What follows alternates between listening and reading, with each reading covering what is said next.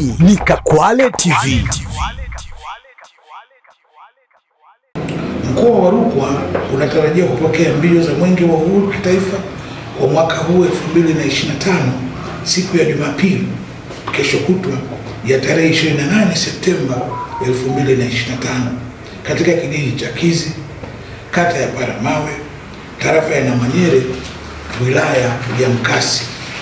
Ndugu wanahabari, Mwenge wa Uhuru ukiwa mkoani Rukwa utakimbizwa kwa muda wa siku 4 katika halmashauri zote 4 za mkoa wa Rukwa, ambapo tarehe 28 Septemba 2025 Mwenge wa Uhuru utakimbizwa katika halmashauri ya wilaya ya Mkasi, tarehe 29 Septemba ya mwaka huu 2025 Mwenge wa Uhuru utakimbizwa katika halmashauri ya Sumbawanga, tarehe 30 Septemba ya mwaka huu 2025 Mwenge wa Uhuru utakimbizwa katika wilaya ya Karambo, na tarehe 1 ya mwezi ujao wa Oktoba 2025 halmashauri ya Sumbawanga ndiyo itamalizia na kuhitimisha mbio za Mwenge za mwaka huu 2025 katika mkoa wetu wa Rukwa.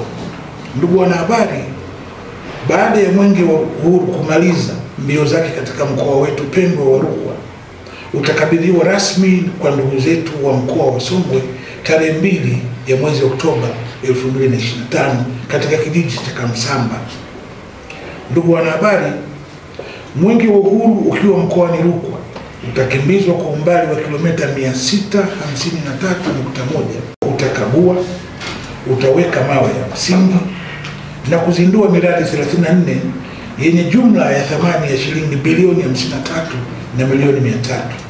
Katika miradi hiyo, miradi 7 itazinduliwa, miradi 15 itawekewa mawe ya msingi na miradi 12 itakaguliwa na Mwenge wa Uhuru mwaka huu 2025. Mwenge wa Uhuru wa mwaka huu una ujumbe maalum unaohusu uchaguzi mkuu wa mwaka 2025 chini ya kauli mbiu isemayo jitokeze kushiriki uchaguzi mkuu wa mwaka 2025 kwa amani na utulivu.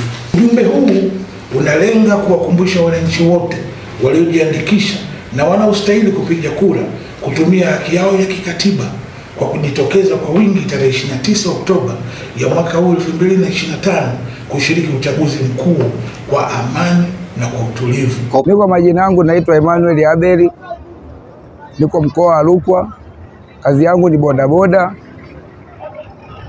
na pia tunashukuru kwa ujio wa Mwenge Jumatatu, kwa sababu mbio za Mwenge kwetu sisi ni kuadhimisha Mwenge wa Uhuru, ndio.